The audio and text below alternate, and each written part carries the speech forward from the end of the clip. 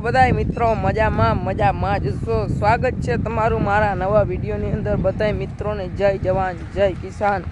તો સવારમાં નહીં પણ બપોરમાં આપણે વિડીયો ચાલુ કરી દીધો છે। વાગી ગયા છે બપોરના 1 અને મિત્રો આજે તો આપણે બહુ મોડા ઉઠ્યા હતા। 11 વાગ્યા ઢુકડા કંઈ કામમાં હતું નહીં તો સુતા રહ્યા હે તમારે બહુ નીંદર કરી આજે। અને અત્યારે જો બપોરા કરી મસ્ત મજાના આવી ગયા છીએ આપણે વાડીએ। રામભાઈ કાકાની વાડીએ જો અહીંયા આપણે આવી ગયા છીએ ને રામભાઈ કાકાએ જો આમાં થોડુંક ટ્રાય કરી છે બેલો હાંકવાની। આપણામાં થોડોકમાં હાંકવાનો છે બેલો, તો હાંકી નાખીએ એવું છે મિત્રો। ઓલા ખેતરમાં બધામાં બેલો હાલી ગયો છે અને આમાં જો થોડીક ટ્રાય કરી છે, તો એવું છે। તમારી બાજુ વરસાદ પડ્યો કે નહીં અને તમારું ગામ કયું, કેટલો પડ્યો વરસાદ જરા કોમેન્ટ કરી દેજો। અમારે ત્યાં એક ટીપું વરસાદ પડ્યો નથી હજી મિત્રો। આમાં પણ આપણે હાલી ગયું છે હાથી, કેવું એનું જરા કોમેન્ટ કરી દેજો। હાથી હાલે એટલે મિત્રો મસ્ત નહીં લાગે માંડવી, જોઈ લ્યો મિત્રો। જો અહીંયા ઘેગુર વલ્લો છે એની નીચે મારો કાકો બેઠો છે ખાટલો નાખીને, એને પૂછી વરસાદ ક્યાંથી આવશે ભાઈ? ચોમાસામાં ભાઈ, ચોમાસામાં? ચોમાસું ચાલુ નથી આજે ચાલુ નથી ને, એવું છે કે? અચ્છા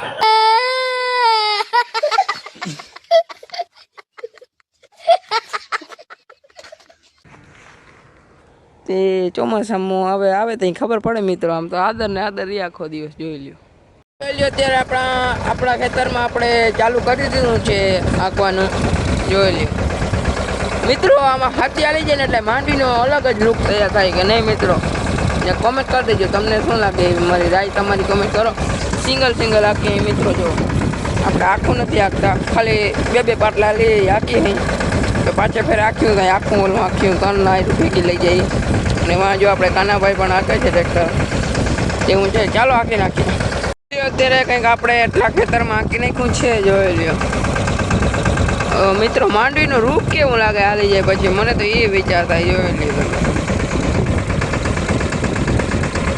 હાઈવે ને સચો મિત્રો, રોડ ને કાંઠે એવો ટાટો બહાર આવે છે પણ વરસાદ જ નથી આવતો મિત્રો। જોઈ લો કેવું ઘોર અંધાર થયો છે, વરસાદ નથી આવતો।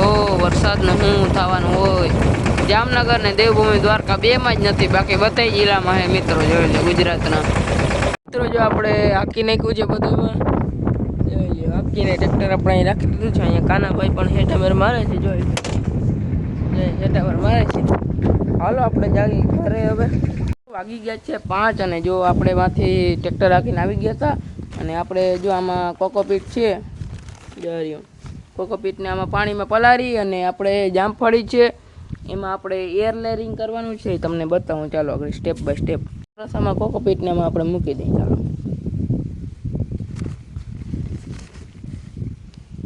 અને હે ને આમાં મૂકી દઈએ। આમાં પાણીમાં મૂકીને મિત્રો એટલે ફૂલ ઉફે,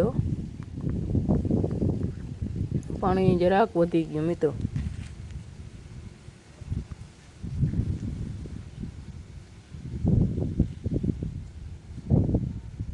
જો મિત્રો આ ઉફે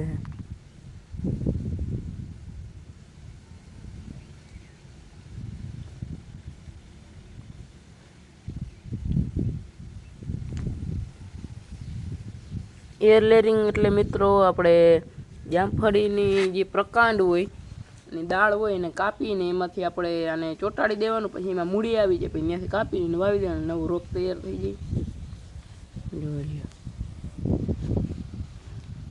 કોકોપીટ વધી ગયું એટલે પાછું આપણે આમાં મૂકી દીધું છે। આમાં થોડીક માટી નાખીને જો બહુ કોકોપીટ મૂક્યું ને મિત્રો તો હે ને જો આવું કંઈક આપણે કોકોપીટ હોય, જોઈ લ્યો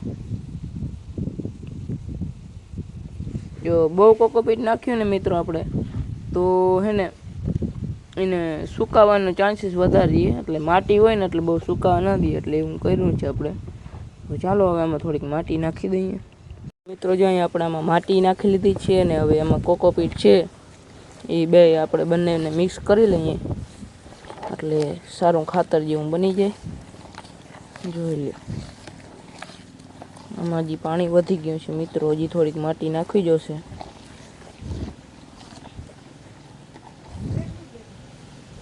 જોઈ લો આમાં માટી હજી થોડીક નાખીને કઠણ થઈ જાય એવું કરી પછી અહીંયા આપણે જામફળી છે એમાં આપણે એવી નાની મોટી મીડિયમ સાઈઝની દાળ હોય એમાં આપણે પટ્ટી મારીને તમને આગળ બતાવું. ચાલો પહેલાંમાં છે ને થોડીક હજી ધૂળ નાખી દઈએ.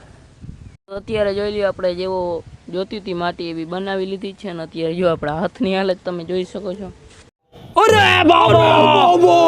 તો હાથ ધોઈ નાખી પછી કરી એર લેરી.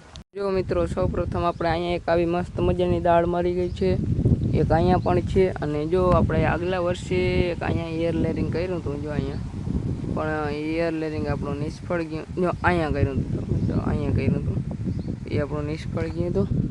આ તો સફળ જશે જ મિત્રો. તો ચાલો અહીંયા કરી નાખીએ આપણે એર લેરિંગ, પછી એક વાં કરી નાખીએ. ચાલો મિત્રો આ દાળ હોય ને આવી રીતે અહીંયા કાપો મારી દેવાનો આપણે, પછી અહીંયા આ ધૂળ ચોટાડી દેવાની તો અને પછી માથે જબલું વીંટી દેવાનું, પછી એમાં મૂળી આવી જાય એટલે અહીંથી કાપીને પછી વાવી દેવાનું બીજે. મિત્રો વાગી ગયા 5:30 વાગી ગયા છે ને આપણે કેટલા વાગે તો ચાલુ કર્યું હતું તો કંઈ યાદ નથી. આપણે આ બધું કર્યું તો જો એક આપણે અહીંયા એર લેરિંગ કર્યું છે, એક એર લેરિંગ અહીંયા કર્યું છે ને એક અહીંયા કર્યું છે.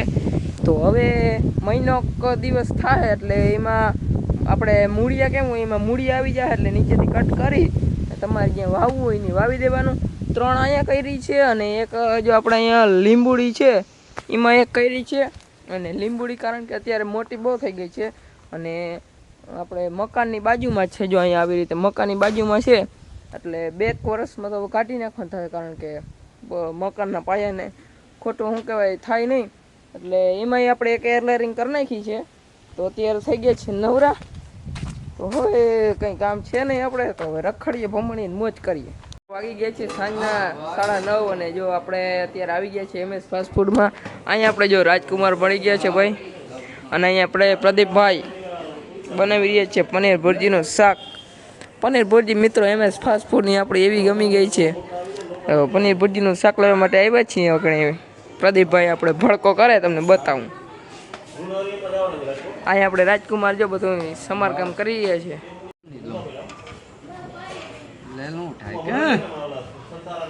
का हो रहा है बुआ?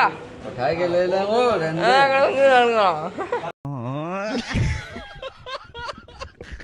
તો મિત્રો જો આપણે પ્રદીપભાઈ ઝાલા માસ્ટર ચેફ તરીકે જો મસ્ત મજાનો ભડકો કરીને બનાવી દે છે પનીર ભુરજીનું શાક. જોઈ લો કેવા ભડકા કરે છે.